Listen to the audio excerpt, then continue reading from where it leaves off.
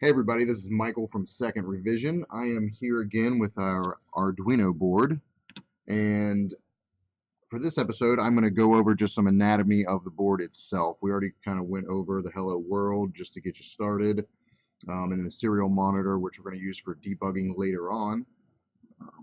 But for this episode, we're just going to kind of go over everything on the board real quick, just to kind of get you used to everything.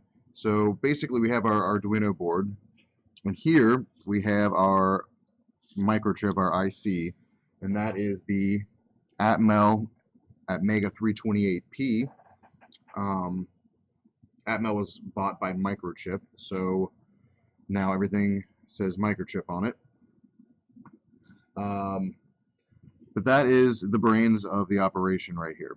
And just to kind of go over everything, this is your USB port where you're going to plug it into your computer. This is your reset button. If you need to restart the program or anything like that, you can press the reset button.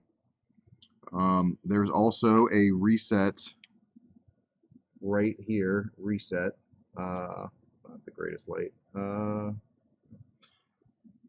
But there's a reset pin there where you can reset the board also. And the reset has a pull-up resistor, so what you want to do is ground it to reset the board. So a value of about 10K works on the pull-up resistor, and you just pull it to, touch the ground, it'll reset the board. So let's go around here. Right here we have a ref. Now what this is the maximum value of your analog pins. It's your analog reference. So you can actually tie a value lower than 5 volts to this pin, and that becomes your new maximum for your analog reference. I think the minimum's 1.1. I'd have to look it up in the manual. And as a good note, you guys can, I'll put some links to some of these PDFs in the description, but as a good note, you can kind of start looking up values in the data sheet for the Atmega 328P. It's a very long manual. Don't be daunted by the size of it. It's got some pretty good bookmarks, and it's easy to kind of search for things that you want to find, and you kind of get used to the format, but it'll help you if you kind of look at that sometimes. It has some tech specs and things like that. Also, the Arduino has a great they have the full schematic, which is very helpful if you want to look up and see actually what's going on this board here. So there, I mean, this is free to download. I'll put a link on here, but this is how this board, the schematic of this board itself. So if you want to know, well, is there a resistor here, or anything tied to this pin? I mean, some of these pins, there's nothing tied; they go straight to the header, whereas other ones are tied to different devices that allow you to do different things. So that's just a note. You kind of want to look at this also when you're designing your projects. So that's the analog reference pin. Next to that, you have a ground pin. You can use that as your 0-volt common. And then we have our digital input pins. So here's a list of digital input pins. 0 and 1 are used as our communication for our UART comms. So you kind of want to stay away from those unless absolutely necessary, because those are our TX and RX, which happen to be here with TX and RX, which communicate to the computer itself. We talked about the TX in one of the last videos. When the Arduino transfers data to the computer, the TX light will blink. When the computer transfers information to the Arduino, the RX light will blink. So upon uploading, you'll see both of them kind of flicker a lot. And then if you type anything into the serial monitor itself, you can actually send commands that can be read by the Arduino, and the RX will blink. So you kind of want to stay away from these pins for your project. So you kind of want to start at pin 2 through 13 And then 13 is what we talked about on the first video. That is tied to the LED. So you really only want to use that as an output. You can use it as an input, but again, it has some components tied to it. So you just want to be aware of that and look at the manual before you just decide to use it as an input, especially if you're going to use a pull-up resistor on it. It'll cause some problems. Any of the pins with a tilde, I call them tildes, next to the number, these are your pulse width modulation pins. So if you need to run anything at a duty cycle between 0 and 100%, which will basically mimic an output of 0 to 5 volts. It's not exactly 0 to 5 volts, but it will mimic it. We will go over pulse width modulation later. But that's what these pins are. You can just use them as regular outputs and inputs. But if you want to drive like an LED brightness or something like that, you can do it with these pins. So these are your digital pins there. Now there are some communication pins that go on there also. So if you've heard of SPI and you need to communicate SPI, those are on your 11, 12, and 13 pins. And 10 is used for, not 10, 11, 12, and 13. 10 is used for your select, and then you have your MISO, your MOSI, which I'm just going to call them that for now, and your clock. So there's SPI, and then there's I2C communications, which are around here, and they're actually on your analog pins. So these are your analog pins, which also include your I2C communication on 4 and 5. So if you need to use I2C communication, you lose 2 analog inputs out of your 6.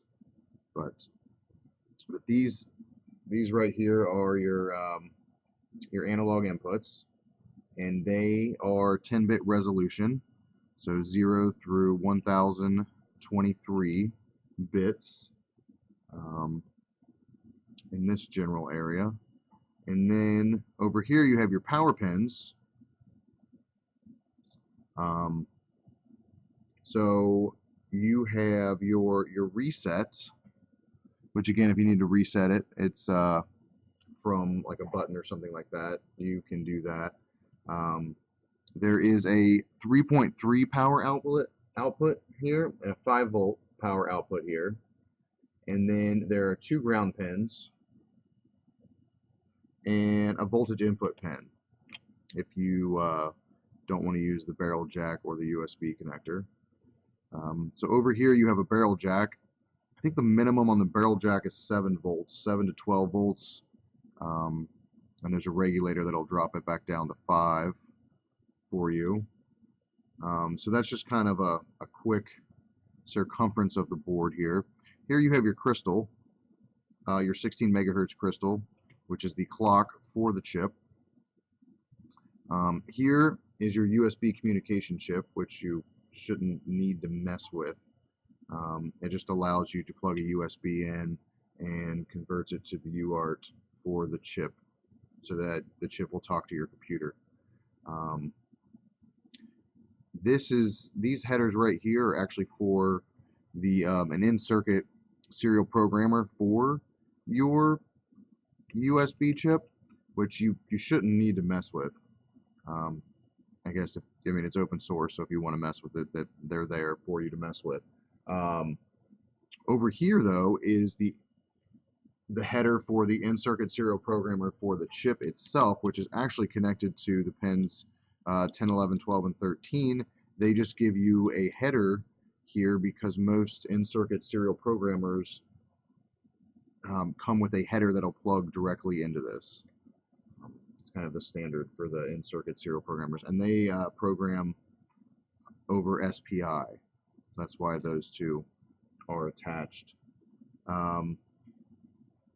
So I'm going to give you guys some links to some of these things. So electricaltechnology.org has a great picture of this.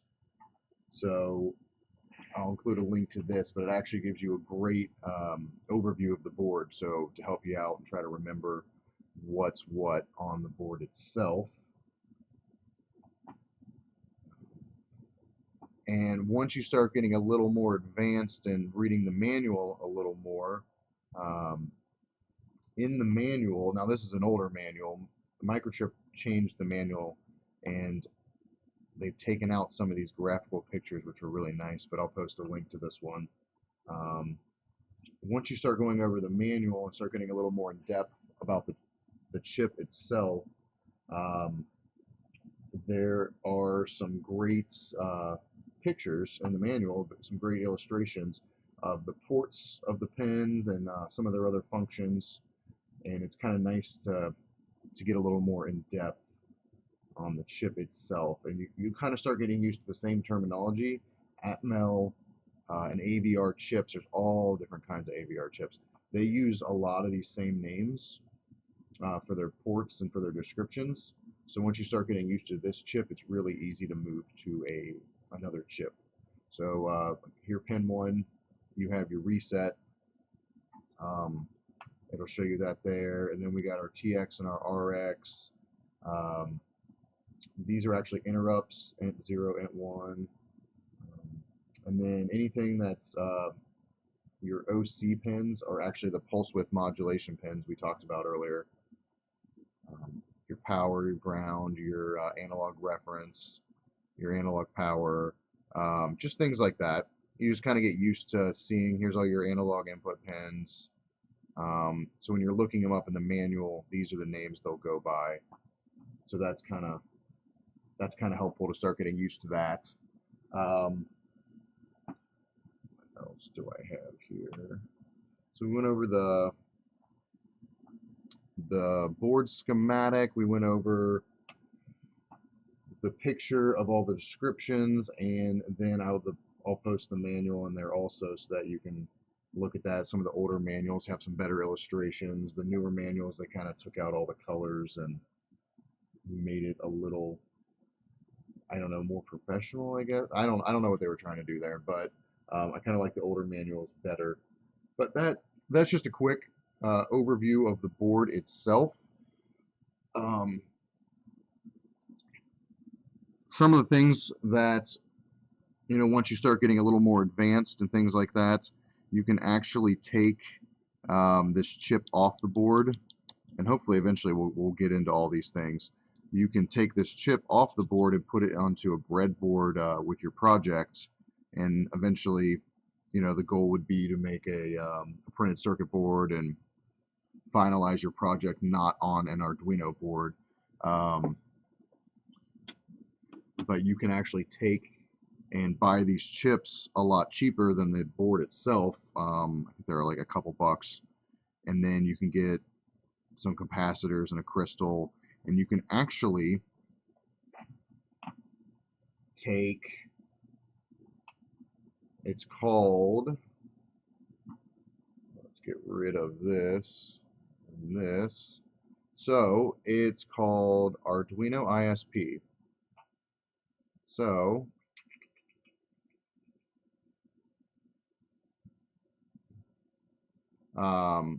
you can get the Arduino ISP and the programmer, which is the board itself.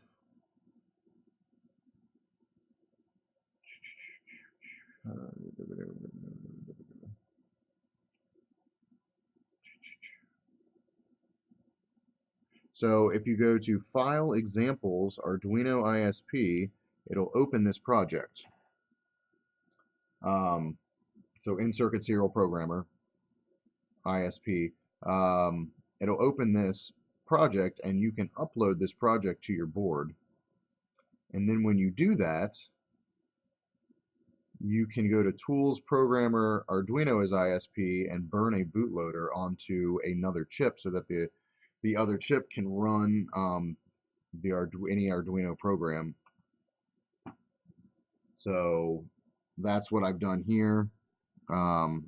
You burn the bootloader on it, and then you can actually just take the TX and RX and attach it to the TX and RX on this chip and just upload sketches. So once you start building a little more advanced projects, it'll come in handy to take the chip off, and then you can just buy a bunch of these chips for a couple bucks a piece.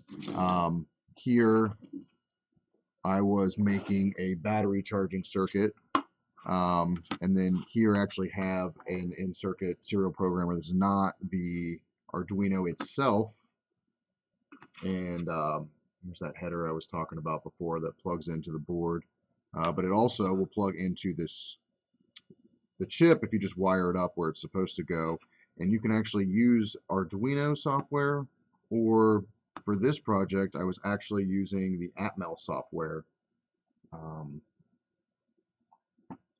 Atmel Studio 7.0, and programming it directly in C from their software. And it's kind of cool. You can do some other things. You can actually do some debugging functions and you know, stop your code, pause your code, and look at some of the values that are happening.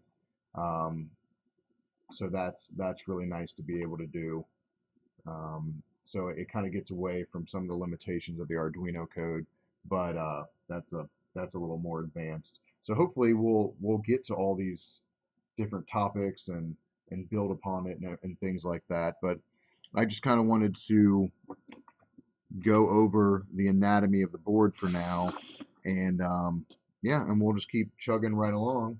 The next topic I want to talk about are the digital pins. So we'll go over pin mode, digital writes, digital reads, go over pull-up resistors and some of the issues you can face with those and the different pins, like which pins not to use for that on the Arduino board itself.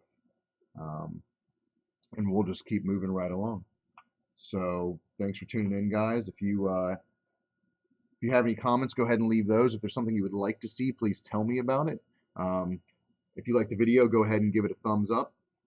If you want to be notified about our next videos, go ahead and hit that subscribe button, hit that little bell. We'll notify you, and I'll keep trying to post a bunch of Arduino videos for now and try to cover the whole thing. So thanks for tuning in, guys. Take care.